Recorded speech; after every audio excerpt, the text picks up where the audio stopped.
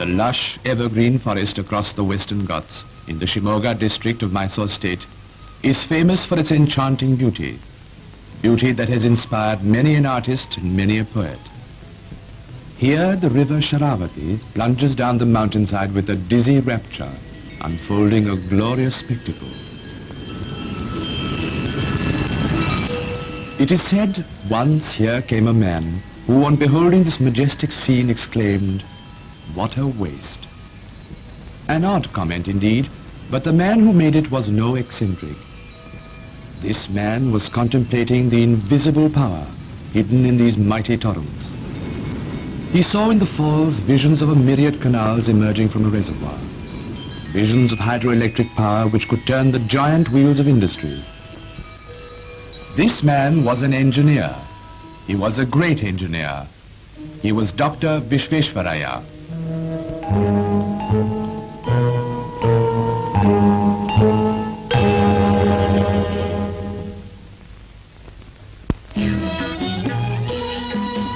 Nestling at the foot of the Nandi Hills in the Chikbalapur Taluk of Mysore state is a little village, Mudenahalli. Here, 100 years ago, in 1861, Mokshagundam Vishweshwaraiah was born.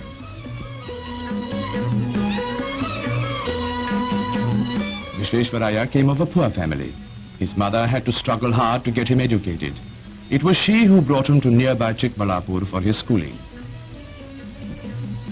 From Chikbalapur, young Vishweshwaraiah migrated to Bangalore for his high school and college education. At the Central College, Principal Waters was proud of this brilliant student. A merit scholarship enabled Vishweshwaraiah to further his studies at Pune. He came to the College of Engineering, known in those days as the College of Science. Here, under the guidance and care of Principal Theodore Cook, he excelled in his studies and graduated with top honors at the young age of 23. Vishweshwaraiah got the coveted job that was guaranteed every year to the candidate who topped the list of engineering graduates of the Bombay University. In March 1884, he started his engineering career in the holy city of Nasik on the banks of the river Godavari. Starting as an assistant engineer at Nasik, he rose to the rank of sanitary engineer to the government of Bombay.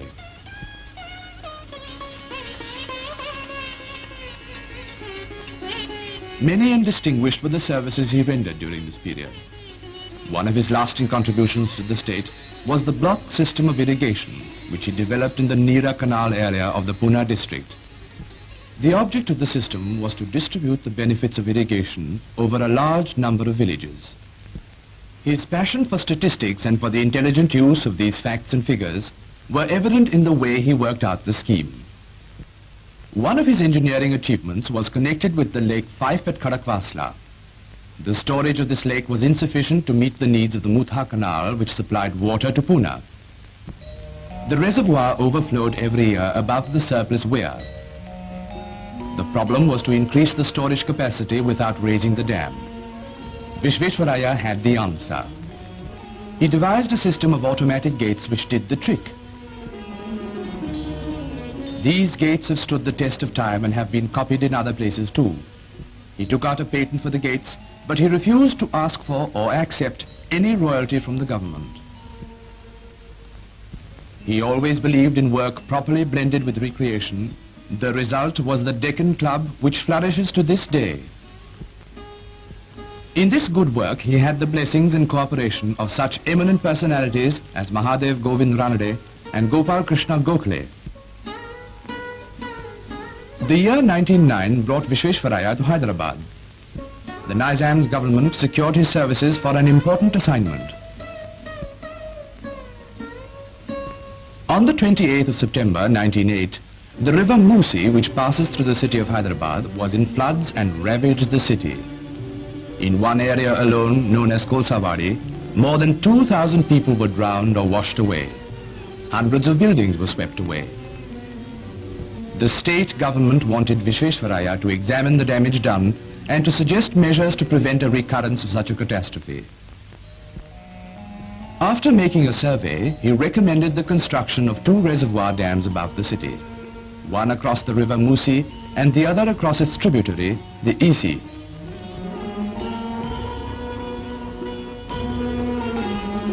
Vishweshwaraiah will be remembered with gratitude by the people of Hyderabad as long as Usman Sagar and Himayat Sagar reservoirs are remembered.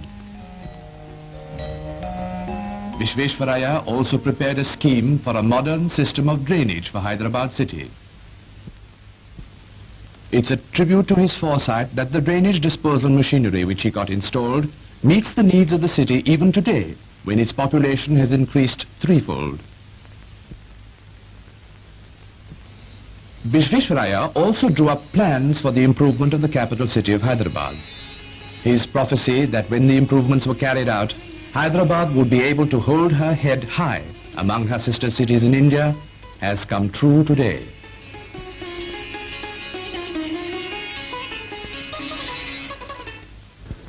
In the same year 1909, he received a call from the land of his birth, Mysore. The Maharaja of Mysore offered Vishweshwaraiah the job of chief engineer of the state. One of his greatest achievements as chief engineer was the planning and construction of Krishnaraj Sagar Dam across the river Kaveri. Completed in the year 1912, it was the largest reservoir ever built in India up to that time. If one can only place oneself in that epoch, one can judge what a colossal achievement it was in the context of the times. The estimated cost of the project was over 23 million rupees. Such a large amount the state had never spent before on any single project. Referring to this multi-purpose dam, Gandhiji once said, Krishnaraj Sagar alone, one of the largest of its kind in the world, would perpetuate the name of Sir Vishweshwaraiah.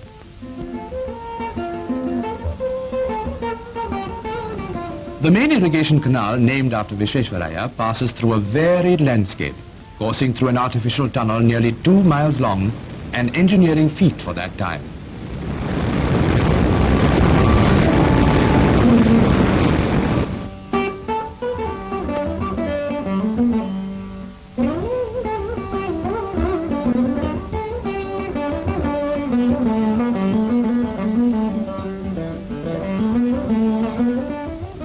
The canal has brought prosperity to land which was once barren. It has led to the extensive cultivation of sugarcane, which has made possible a flourishing sugar industry in the state. The sugar factory in Mandya is one of the largest of that class of factories in India.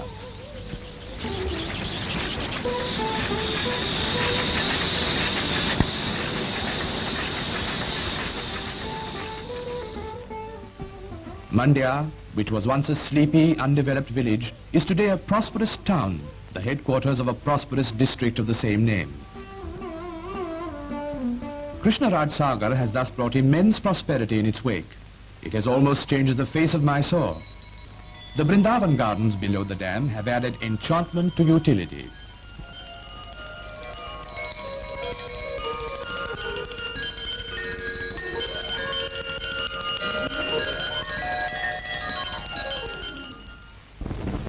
An enlightened and appreciative Maharaja elevated Vishweshwaraiah to the position of the Diwan of the state in 1912. Whether as engineer or Diwan, Vishweshwaraiah's one aim was to develop the state to enable the people to work well, earn well, and live well. The University of Mysore, the first university in any Indian state, came into being in 1916, thanks to Vishweshwaraiah's persistent endeavors.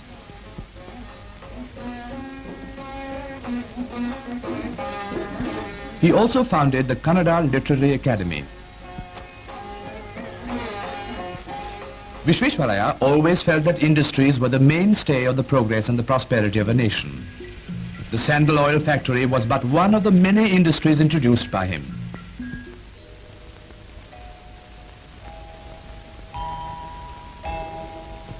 Schemes for a host of other industries like soap, metalworks, chrome tanning and sericulture were developed through the Economic Conference, a planning commission for the state which Vishweshwaraiah formulated. His diwanship in the state was marked by a single-minded devotion to the cause of the progress of Mysore state. Vishweshwaraiah was connected with the Tata Iron and Steel Company for a number of years. It was perhaps this association that turned his thoughts to the exploitation of iron ore available in the state. With his characteristic drive and energy, he soon set up the Bhadravati Iron and Steel Works. After Vishweshwaraiah retired from the office of Diwan, the Iron and Steel Works was in a bad state. The world price of iron had fallen. Experts advised the closing down of the enterprise. It was against this background that Vishweshwaraiah was persuaded in 1923 to take over as chairman of the board of directors. He set about the task of rehabilitating the works with his usual zeal. Soon Bhadravati iron was selling in the USA at competitive rates. To this day, Bhadravati occupies an important place in the industrial map of the country. The remuneration he earned as chairman of the Iron and Steel Works for over 6 years, Vishweshwaraiah turned over to the state government for the establishment of an occupational institute. Today, this institution is one of the premier polytechnics in the country, imparting instruction in technical subjects like wireless telegraphy, radio engineering and cinematography, to mention but a few.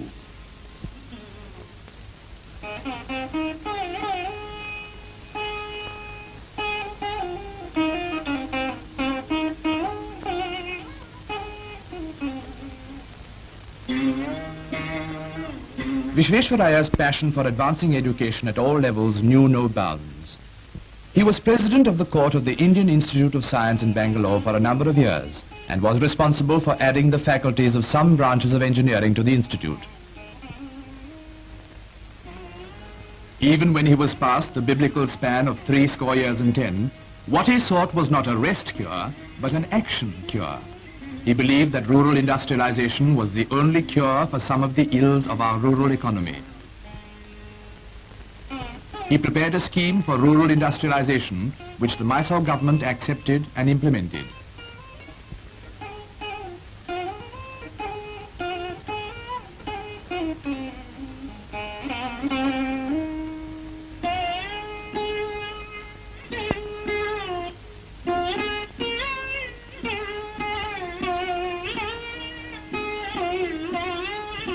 Over the years, he gave practical schemes or advice for the water supply of many towns in India.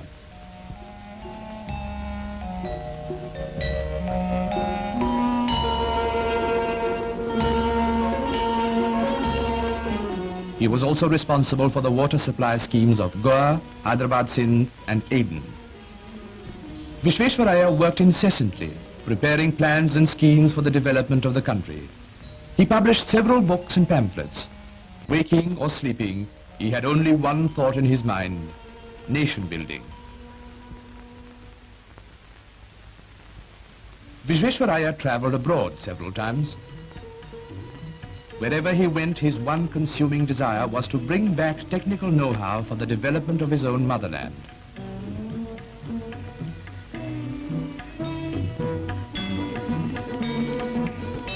He gave his invaluable technical advice for the location of one of the colossal projects of recent times, the Ganga Bridge at Mokame in Bihar. He was past 90 when he undertook this work.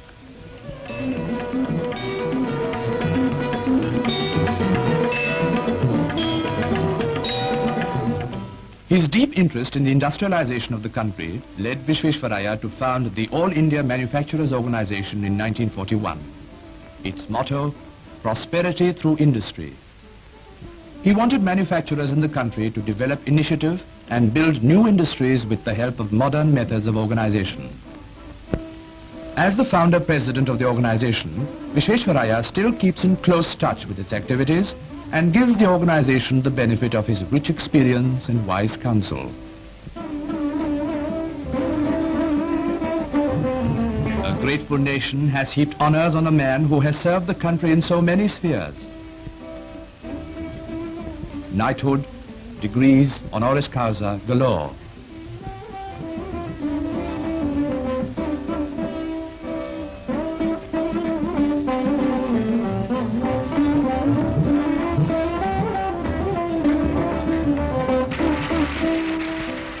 When the centenary of his alma mater, the Central College in Bangalore, was celebrated, he was honored as the oldest and the greatest living alumnus.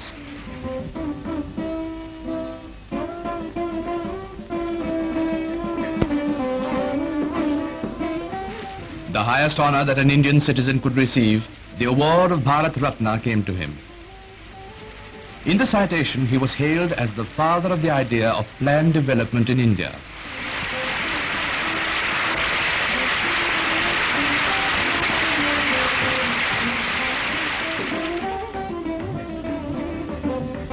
But all these honors sit lightly on Vishweshwaraiah's shoulders. Unaffected by all these, he lives today in his Bangalore home without a trace of ostentation. His devoted old secretary still assists him in all his work.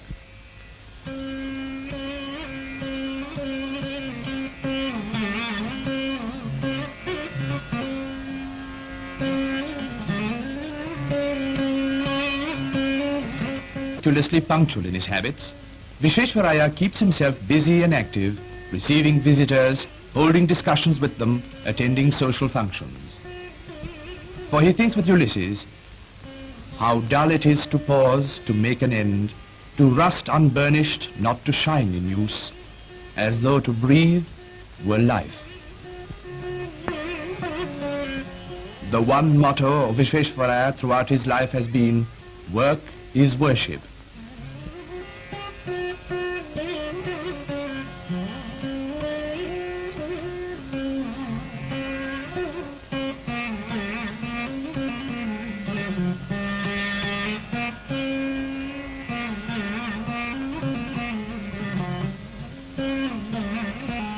As this Karma Yogi enters his 100th year, we cannot do better than invoke the benedictions of our sages of yore.